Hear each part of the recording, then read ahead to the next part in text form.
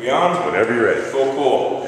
So I am going to leave a few copies of these training handouts. That'd be good. Okay. And then also, pretty much everything else they need to know is in the O&Ms. Gotcha. So it's probably the easiest system to work on that Trojan makes anyways. And almost all of the maintenance tasks have detailed pictures on how to perform those. So changing lamps, changing ballast, monitor boards. So basically they can pull up that manual and just follow step by step and yep. Yeah. So the biggest things, and I'll kind of go through this training real quick. But first things first, UV doesn't kill anything, it just changes the DNA structure so that the organism you're targeting can't reproduce. So this system, or the effective wavelengths, are between 200 and 300 nanometers, and I want to say 90% of the output on these lamps are at the 254 nanometer wavelength, which is the most effective. Things that went into sizing this system and figuring the dose are the spacing of the lamps, how many of lamps there are, the residence time through, the channels, and then UV transmittance. So the most common thing, if your intensities look good on the monitors and you're still getting the hits and your flow and everything is within the design criteria, most common thing we would check would be transmittance. So we do have a portable photometer we can loan, but typically what we use is a 65% for mechanical type plant. What kind of intensity level do you have to stay within? So when they are running, will never be at this 12.7. 100% is 14. Okay. So if we had distilled water in there, they'd probably be seeing a 14. Gotcha. Once they start flowing through this channel, I would guess they're probably going to be around the 8 range. Okay. I would clean around a 4. Right. But every site's kind of got its own thing going on. There's not really a rule of thumb other than this monitor will alarm when it hits 1.5. Okay. So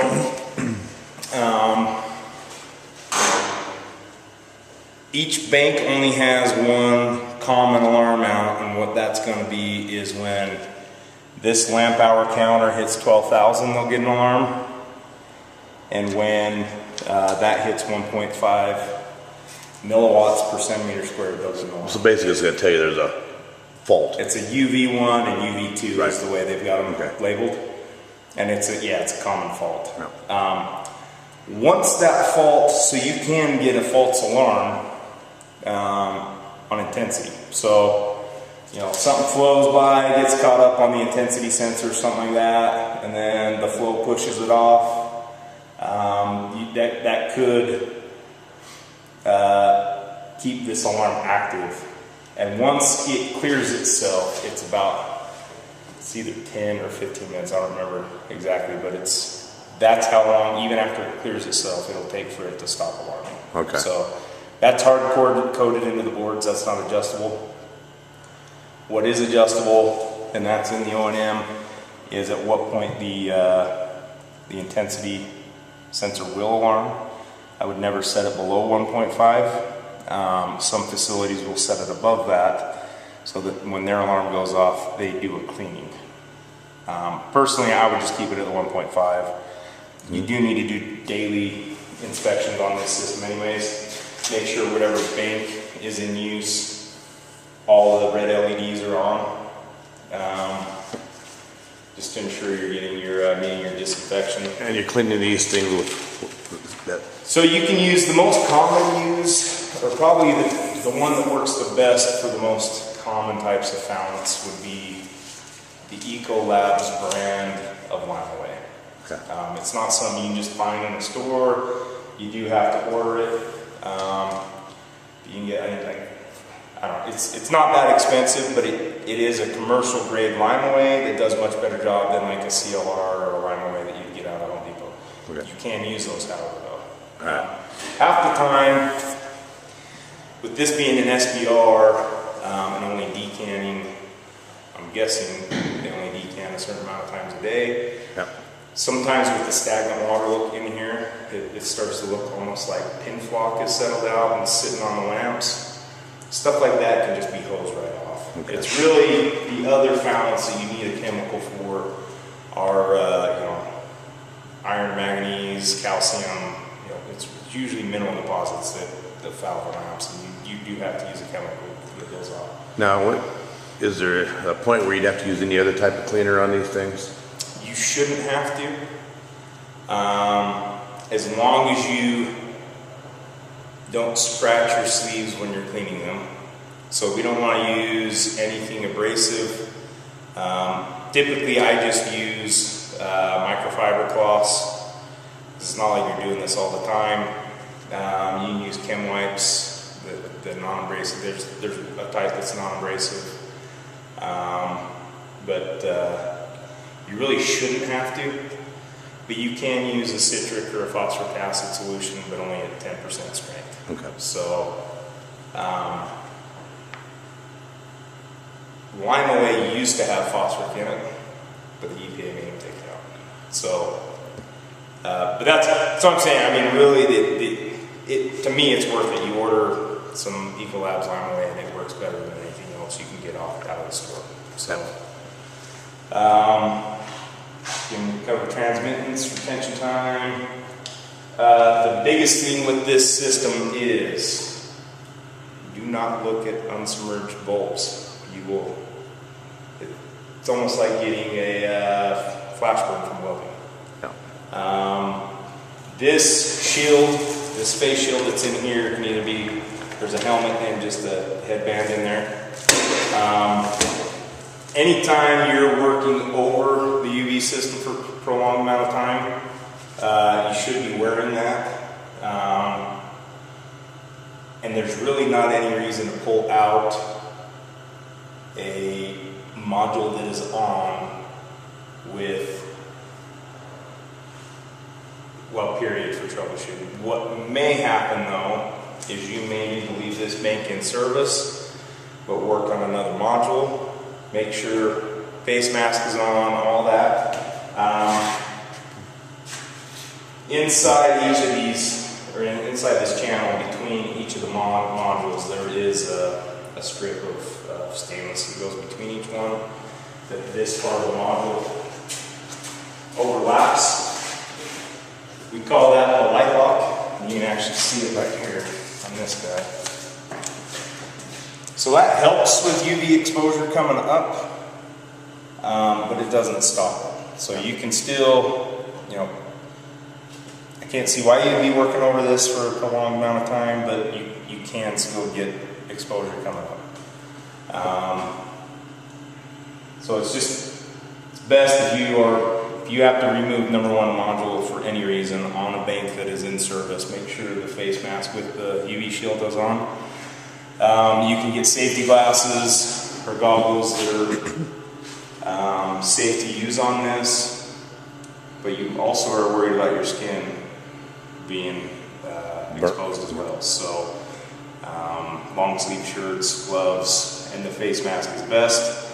But if for some reason you need to get other eye protection, it needs to be A, B, and C is the most important on UV ratings. So that's where these guys live, is in that C range.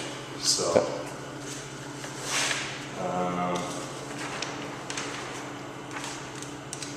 going over the components, this set of modules right here we call a bank.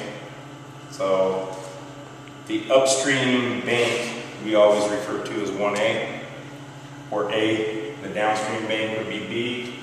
So your what we call a system monitor over there that displays lamp hours and intensities from the left to right would be A and B. So this bank goes with the left monitor, that bank with the right monitor. We call these PDRs, for power distribution receptacle. They're really just GFIs. So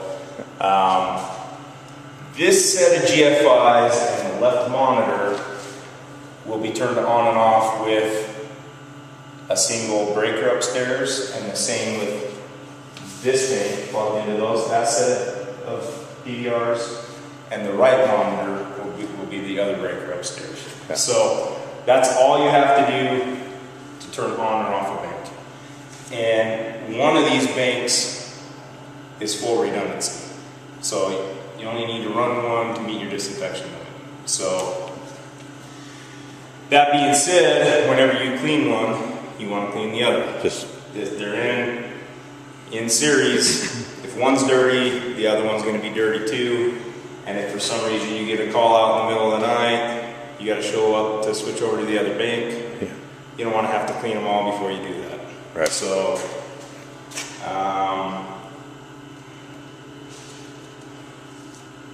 So basically you're going to do clean one, clean the other, run one. yeah. Okay.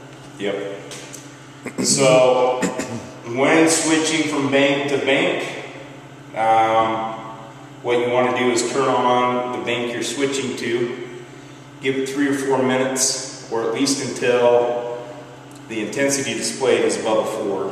But it's typically about 4 minutes that these lamps take to warm up and reach their full output. So you want to make sure you're getting to your full output before you turn off the other bank. So that's pretty much it for the terminology, what we call it. Again, I'll leave all these copies, and then we've got the O&M manuals have pictures and diagrams on how to do all the maintenance. But the big things to check on this system every day is whichever bank is in service, is to make sure all the LEDs on the top are on. So if that LED is not on, it means that lamp is not on. So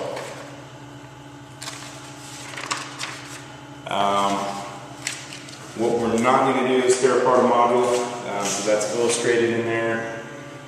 But each of these, all the ballast, there's 2 ballast in each module, and we call this the ballast tray up top. There's 2 ballasts, and there's also a monitor board. The monitor board is what we're actually, it sits in this area right here, and the LEDs are actually on that monitor board. So that has built-in current transducers. So it senses the current going through that connection, and that's how it lights these up. So if you have one light out, what I would start first is I would change that lamp. It's the easiest thing to change. If you change the lamp and that doesn't come on, then it's going to be the ballast. But the lamp is the easiest thing to change, so I always start with that. The other reason why I always start with that is there's a gasket around each one of these end caps. So these modules are a 6P rated module, which is, it's either submerged for 6 feet for 12 hours or 12 feet for 6 hours. I don't remember which one's which. But anyways, these are rated for submergence. So if for some reason this room gets flooded, these should stay watertight. That is also why we have these covers across the banks. With these being airtight and only weighing 30 pounds, they can float right out of the channel. So we need to make sure those are on at all times.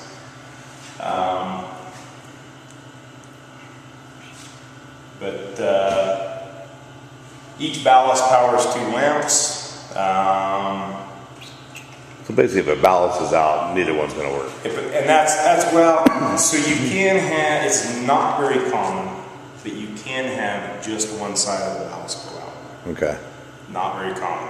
If you come down here and see only one light is out, that almost always is just the lamp. But it could be the ballast, but it's almost always is the lamp. So that's the other reason why I always start with the lamp first. Easiest to change, and it's very rare that one light will stay on when the ballast is bad. So if the ballast needs to be changed,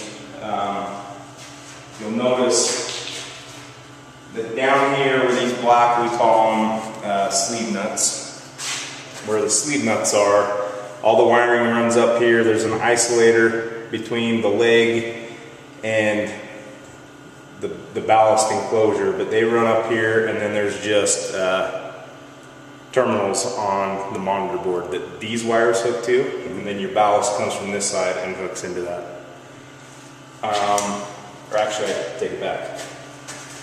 Both the lamp holder and the ballast wiring is on this side of the module board. This power cable is terminated on this side of the module board. So those will slide out far enough that you can change the ballast without taking the whole thing out. But what you do have to be careful about is sliding that ballast tray.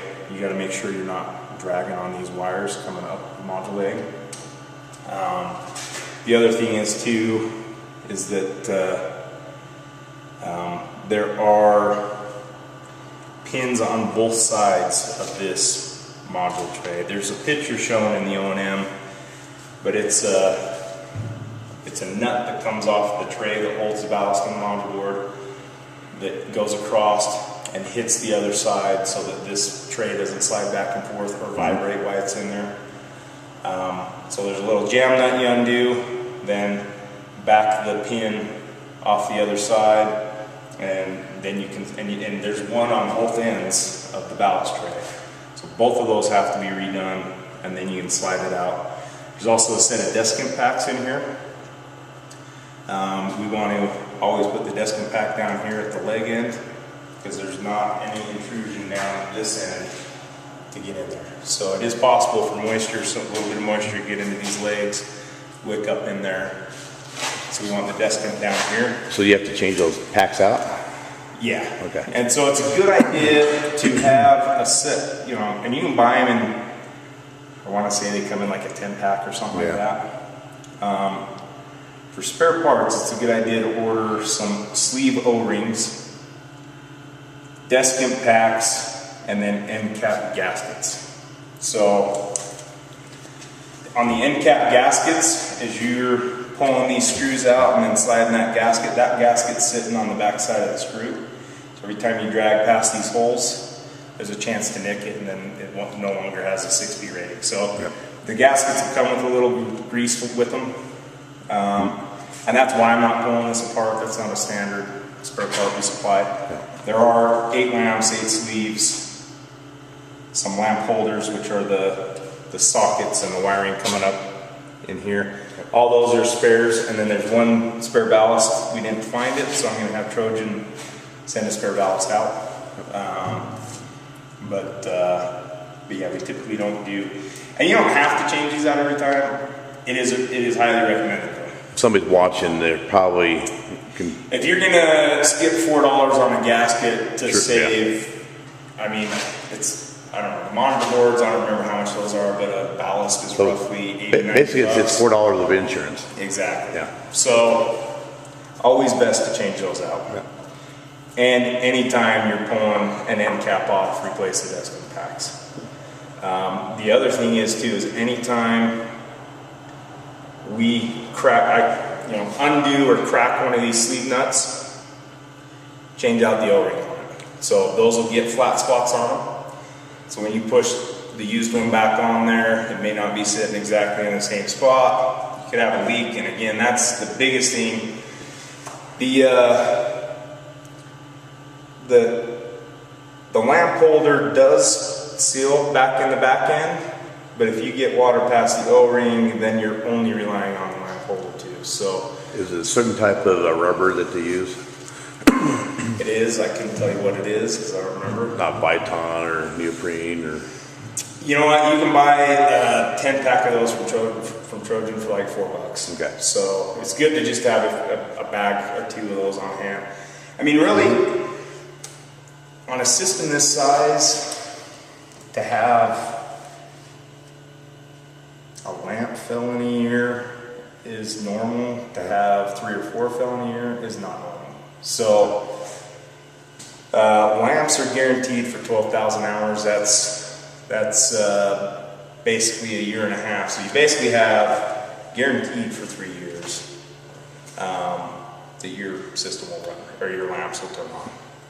Now, you can use ballast with power bumps and use lamps with power bumps, but it's a full warranty on this system. If you don't hit the 12,000 hours on your lamp, in the O&M, there's a warranty claim form. You fax or fill that out and send it to the email address on the document, or you can send it to Debbie in our office and she'll get it taken care of. There's also a recycling form in there. So just like any other fluorescent they are considered a hazardous material. You can take and throw these in the packaging that the new ones are sent in, fill out that form, and Trojan will arrange to have these picked up and sent back. Same with, they actually started doing electronics not too long ago as well. So any felt ballast or module boards, they'll pick those up and dispose of them for you. So to change a lamp, we're going to undo a sleeve nut. It's good to usually have a little, like a hose with a spray attachment on it, or even just like a bottle of lime away with you. 'Cause that makes changing a lamp a lot easier. So in this end down here, this quartz sleeve is just domed. It's got a domed end on it. And where you see this indentation here, there's basically an O-ring sitting right there. So if these sleeves are completely dry, there's the chances are bigger that you're going to break a sleeve just or tear. Yeah. So it's good to just spray these down, and lime away works great. Spray it down on both sides, make sure you get it soaked, and you're just going to undo this sleeve nut and push this quartz sleeve down to where you can work on the lamp. Now, it's kind of hard to see, but all the lamps have a ceramic base, and then there's the lamp holder or the socket that it plugs into. You want to try and hold on to that socket while you pull the lamp off of it. You may not always be able to keep it completely in there, but it's not a big deal. You can just push it right back in. But you don't want to, I've seen where they change these and they just yank on the ceramic end, and then all the wire gets drug out with it. And then a lot of times when they push it back in, they'll get it pinched, and that won't work right off the bat. But also just pulling on that wire too is going to be hard on the wire. So, but that's the big thing is, when you put everything back together, you can tell that these are just barely sticking out past that sleeve nut. You want to make sure they're pushed back in that far, and you'll feel it kind of pop if a lamp holder pulls out. You'll feel it pop a couple of times as it's getting seated all the way. So on top of that, there's also a spring in the end of each one of these. So you can't really, you can kind of see it from this end. That's pushing back to make sure that you're keeping pressure on that lamp holder down there too. So not very common to change those out. But you want to make sure they don't get damaged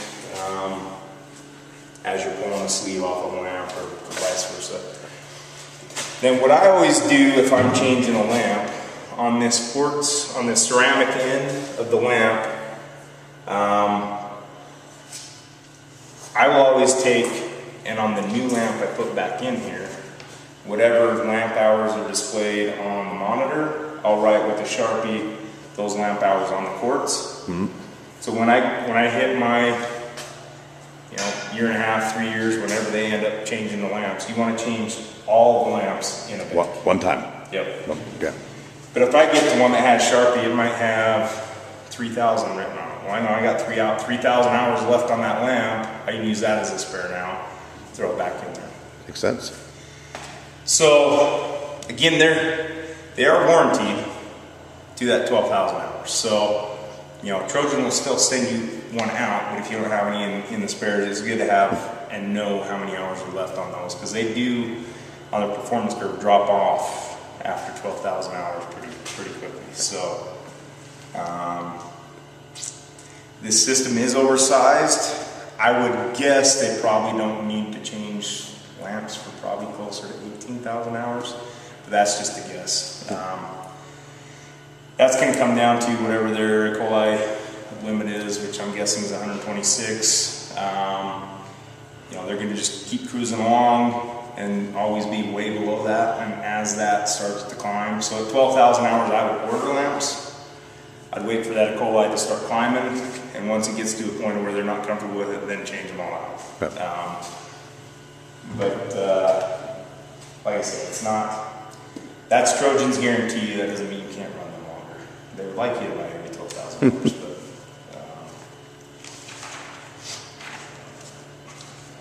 so next we'll go over the monitoring system.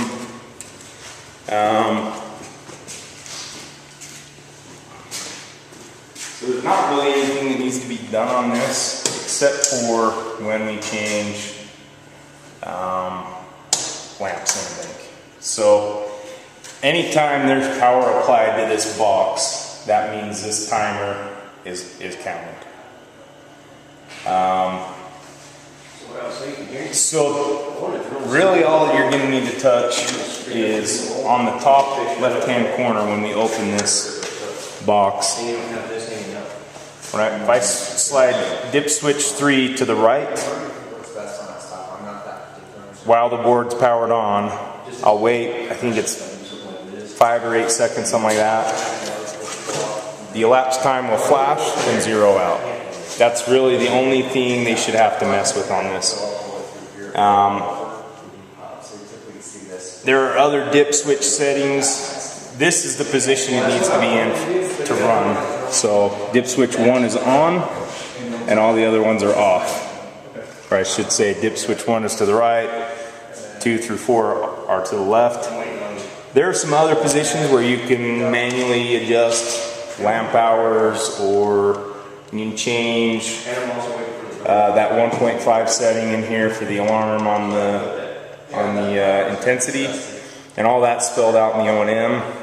But really, if I were them, all I would use that for is to reset hours. So, but anytime there's power here, it's going to be counting hours. So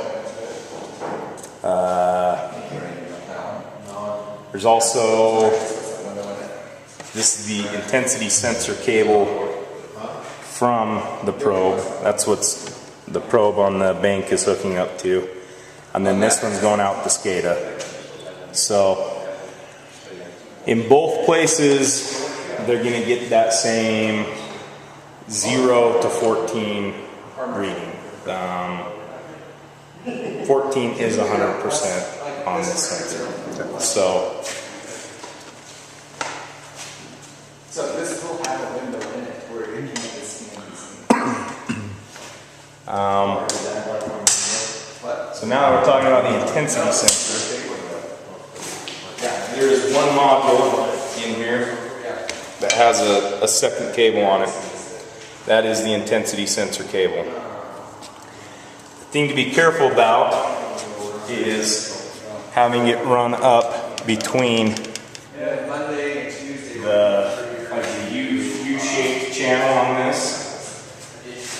You do not want to get it pinched underneath the end of this. It's very small wire inside that harness, and just setting that module down on it can pinch those out and give you a So you're talking this area right in here? Yeah, so that cable on that module, so it comes in and there's like a cable shield on it as it comes down, and then there's a clamp, and that module or that intensity sensor is just a little probe that points at this lamp. So that cable, as it gets up in here, just comes straight off the bottom. Yeah. So you don't want to have it when you're You don't want this to be able to. Yep, to get it. pinch down. Okay. So,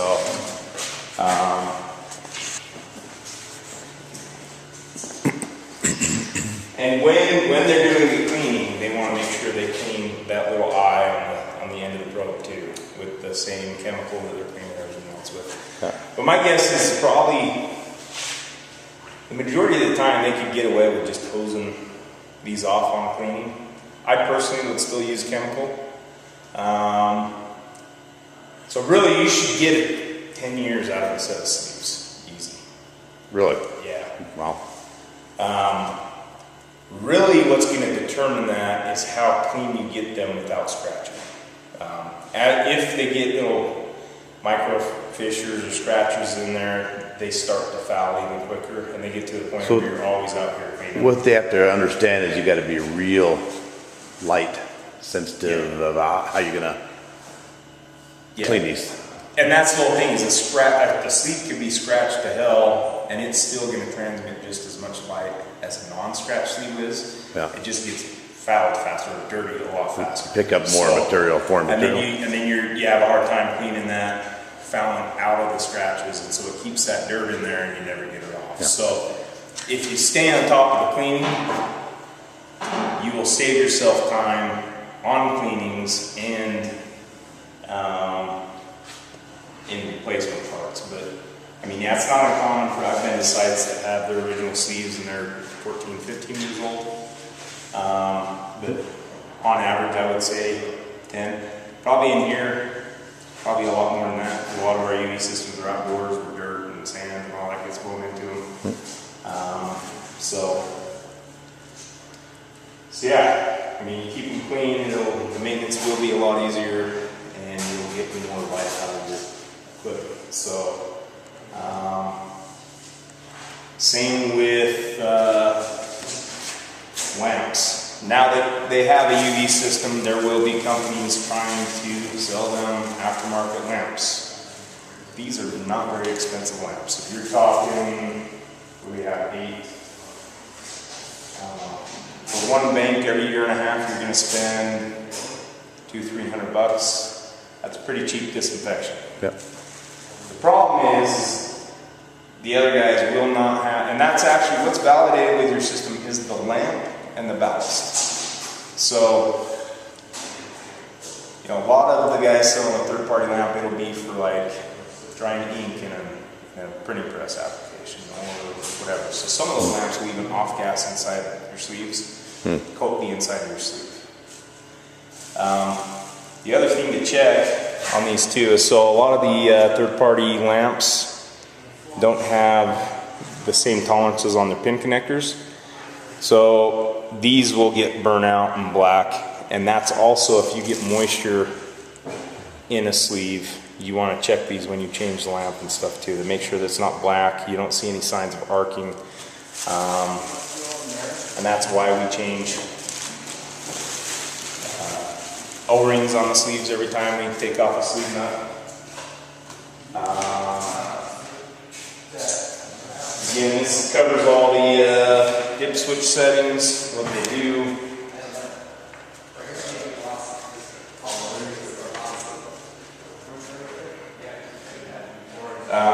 If for some reason they need to take this down for cleanings, or if their system's down for some reason, there are drains on each of the boxes.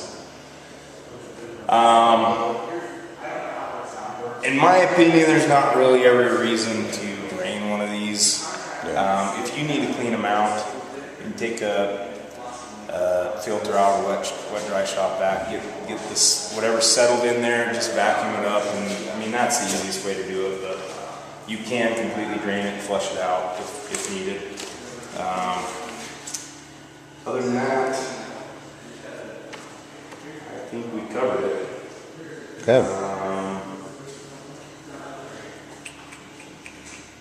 But I'll leave my card with this stuff as well, so if they have any questions, they can contact me. These books stay with them too? Yeah. Okay. Yep. Yeah, all these.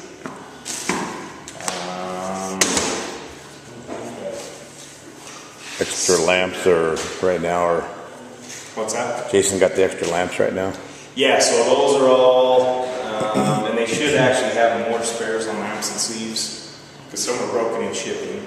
So beyond what was included originally, we had them ship some extra ones to change those out. But I think there's probably 2 additional sleeves over what was normally a spare. And then the one thing I gotta make sure they get is the spare valves we couldn't track down. So Yep. ship that out. But other than that, they should be. But all the parts and everything can be ordered through our office. In emergencies. And your company's name is what? Coons Hopkins. Okay. And I'll leave my card. They call the office number on there. That a lady named Debbie can. You got a phone number we can record on here? And if I get an email, I'll actually have her send out an email. Hey, congrats on your new system. You can contact me. Okay, all that kind of great. stuff. So, Trojan does have a 1-800 number, or actually 866 number. It's in the O&M. What they are going to ask for when you call is the system name or serial number. So on the side of each one of these, there's a tag.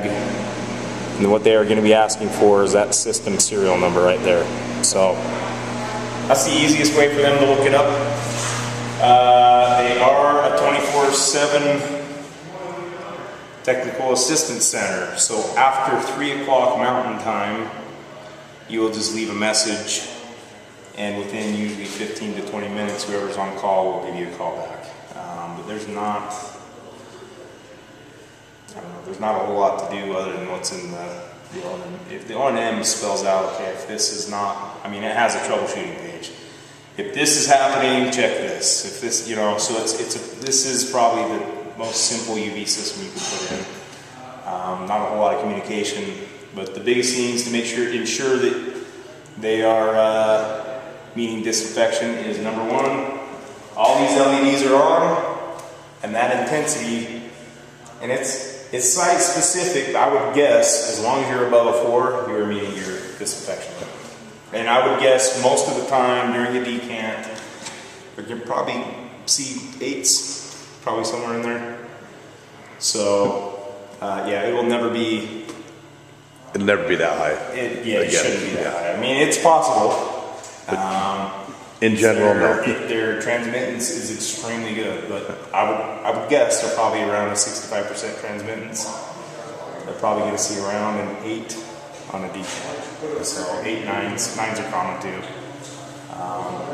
But like I said, if they do a chemical cleaning every time they clean, it'll probably stay at that 8 or 9 range a lot longer than if they just pull up and hose off. So if they only have time to pull up and hose off, typically that will make it go back up. But it won't last as long. So, cool. All right. Sounds good. That's it.